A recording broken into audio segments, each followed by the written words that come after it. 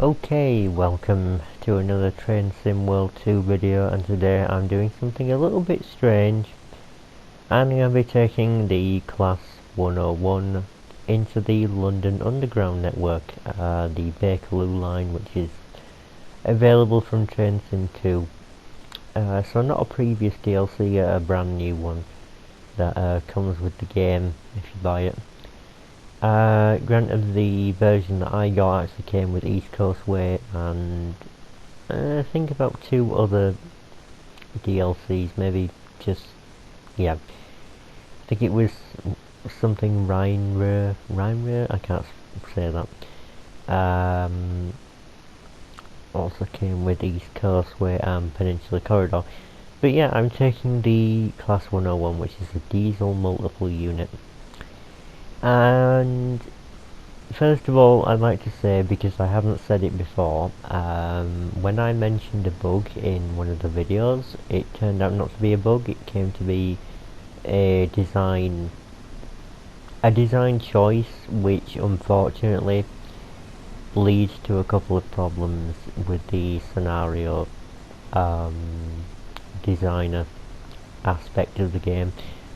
You see, with things like the Class 08 and I think the 09, the little diesel shunting locomotives, they don't have a cab at either end, and so Dovetail games basically plan for the cab in every locomotive to be a sort of reference point as to where the locomotive actually is in reference to everything else. So it uses that to sort of tell your position. So if you just pass the signal, it will obviously register that you passed that signal because you've got the cab there as a reference point, if that makes sense. And so the cab is located on the quote-unquote rear of one of the diesel shunters that I was using. I don't know why I'm slurring right now. I think I find it difficult to speak sometimes. But on one of the diesel shunters, the cab is not at both ends, so it will only register from one end of the vehicle, and there is quite a lot of, technically dead space as far as the game is concerned between the cab and the front of the actual vehicle. And so there is enough dead space there so that it clips over into the range of a signal at red, and it counts as me failing it because something passed a signal at danger. The idea being is that if an AI train does that, then it will just stop as a means to tell you, hey, something's wrong. But I really do wish it would just say on the screen, such and such locomotive, maybe it should be able to tell what type of locomotive it is just by the reference point.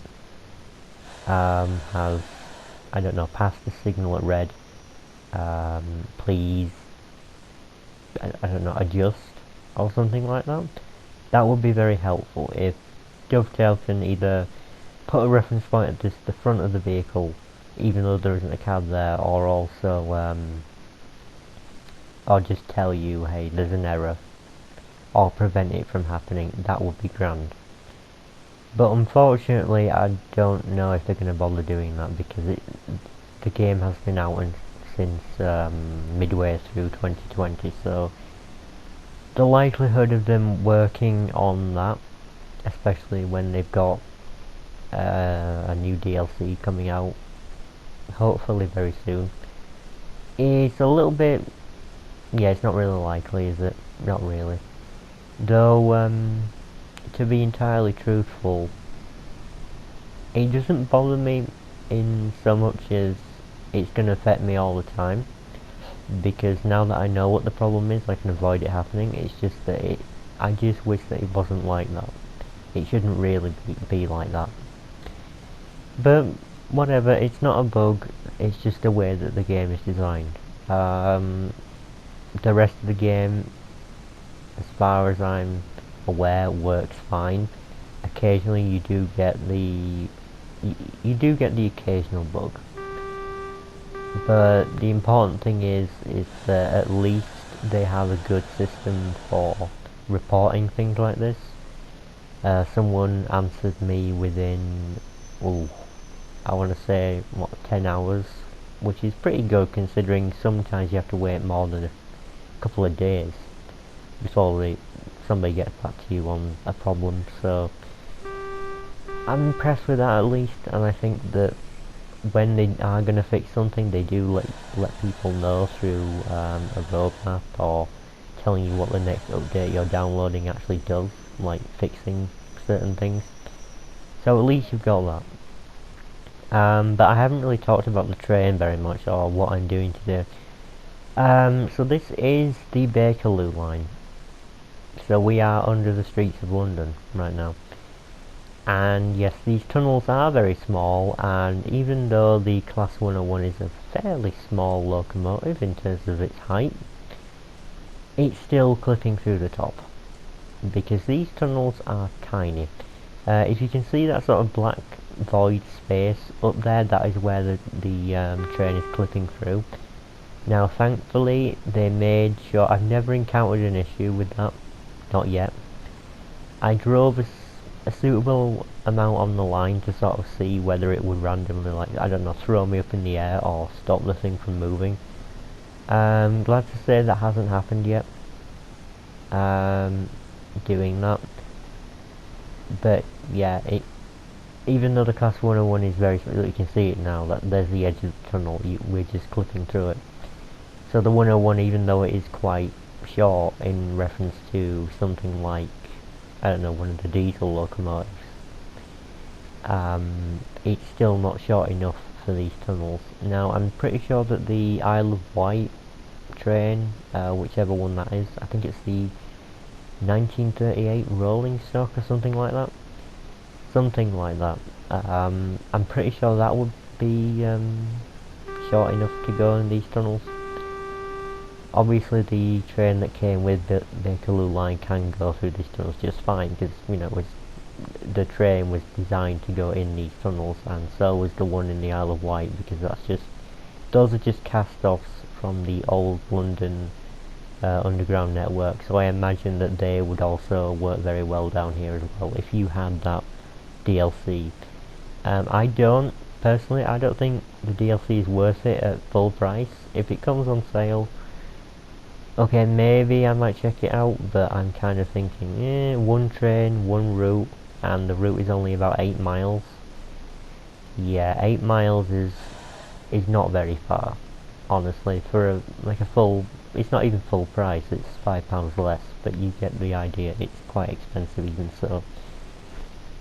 And yeah, so probably won't be getting Isle of Wight, but I am impressed with what I've seen of it online. You know, I think they did a good job with how much is there. So if you've already got that DLC, then great, wonderful. You can probably try that train in here, and it will probably work just fine. So yeah, I did spend a while in a stream getting used to the 101, because this is a train that has sort of eluded me, primarily because I really don't like driving it. Driving the 101 is a bit more complicated than other trains in the game. Most of the other trains in the game operate on a sort of, I have one gear and that is it. They work on that principle. This thing has 4 gears, technically 5 if you include neutral. And the fact is that you do have to change up gears in order to reach higher speeds. Now I'm not changing up right now. I am now. I don't really need to do it very often because the speed limit is relatively quite low in here. However, just to let you know, I am changing gears with this. And if changing gears if it's not your thing, I understand. You can get to grips with it. It's not as if it's a super complicated process. The more complicated part is the braking. The braking is a pain for me. I don't even know what to describe it as. It's like Americans would call it a faucet. I would call it a tap. It's basically, imagine you turn on the water that goes through a hose, and obviously the more you turn the sort of handle where the water is coming out, the faster it's going to go out of the end of the hose, basically, the more water you're moving. Well, the brakes kind of work on that principle. You twist open I guess the valve, and you let in some air into the brakes, and then it applies it on the train. You can set however much you want, however much pressure you want on the brakes, and then you can release it, but you have to release it all the way around. So I think getting to grips with the bit, I'm really sick of just tripping over whatever I'm saying. It's probably because I'm quite tired at the moment. But yeah, so that's how that works. I imagine that getting used to the brakes is the hardest part for anyone of this train. The rest is pretty easy. I've sort of picked it up a bit more this time. There you go, I didn't release the brakes. So there's something that can happen.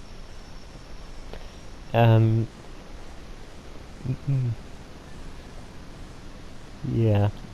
Yeah, I just yawned then. I do apologise. I'm doing all of this sort of in one take.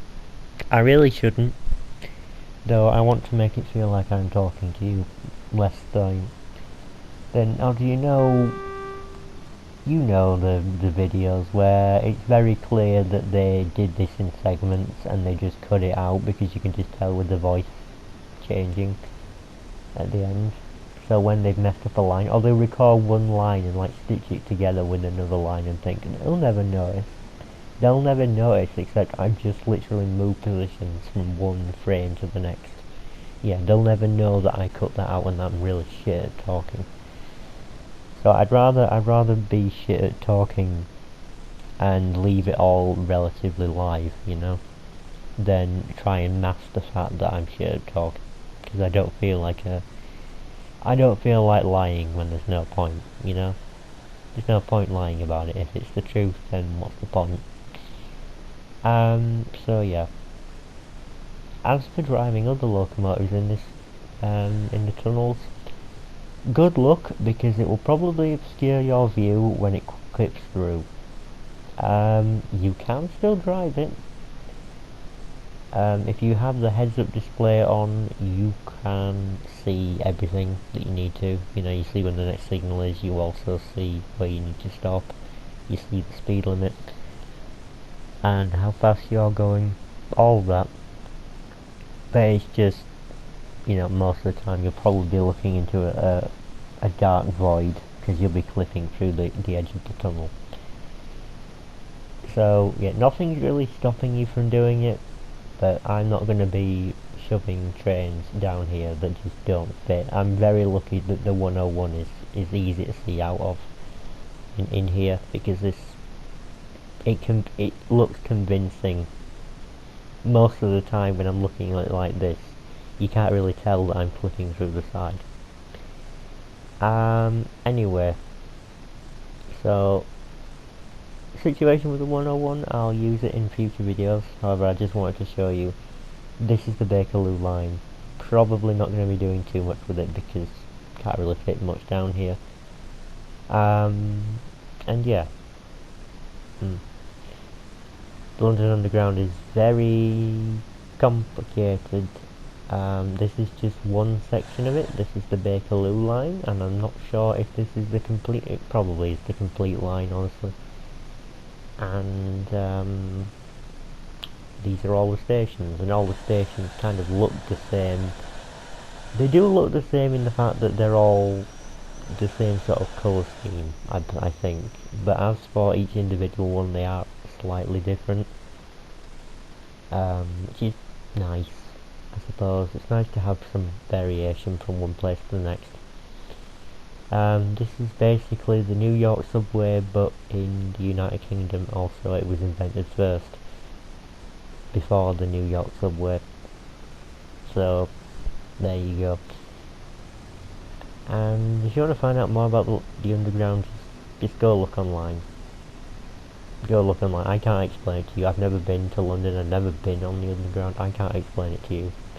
And just showing you a map would kind of be pointless, because I think the funniest thing is that the most recent, I'm going to probably run out of time, but the most recent map of the London Underground, I think, was so inaccurate on the basis that it didn't give you a clue as to where you were in as far as the rest of London concerned. I think they tried to go for a kind of a crazy representation of London, so they used the shapes of places in London, but they didn't really match up with real life.